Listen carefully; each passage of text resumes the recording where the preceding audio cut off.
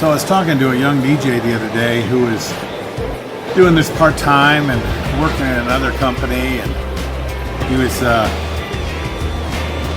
working full-time at a restaurant. He goes, I'm tired of DJing for other people. I'm tired of working for the man.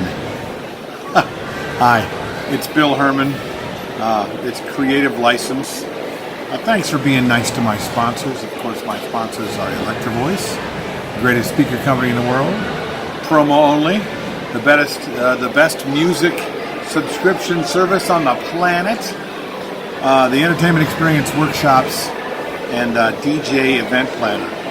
If you want to know more about any of those great products and what I think about them, just reach out to me. I'll let you know.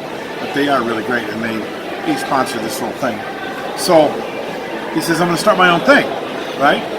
He says the reason he wants to start his own thing is because he wants to be in control of his destiny.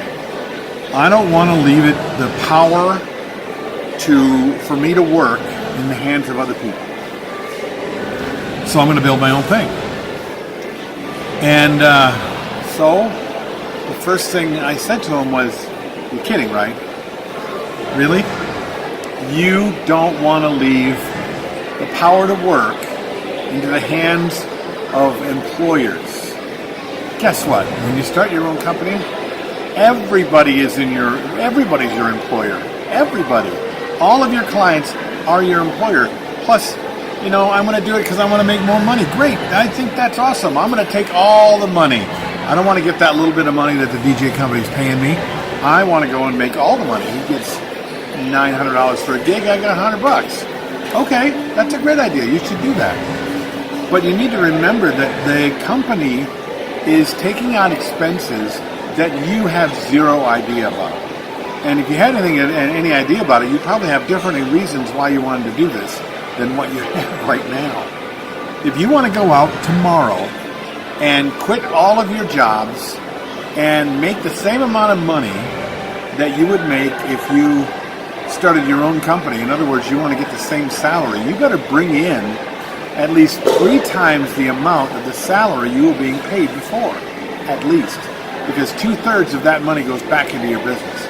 2/3 of that is your expenses. 2/3 of that is the money that your boss was paying to be sure he could also pay you. If you haven't figured out your expenses yet, if you haven't figured out that kind of stuff yet, if you don't think like an owner, you're just going to get another job.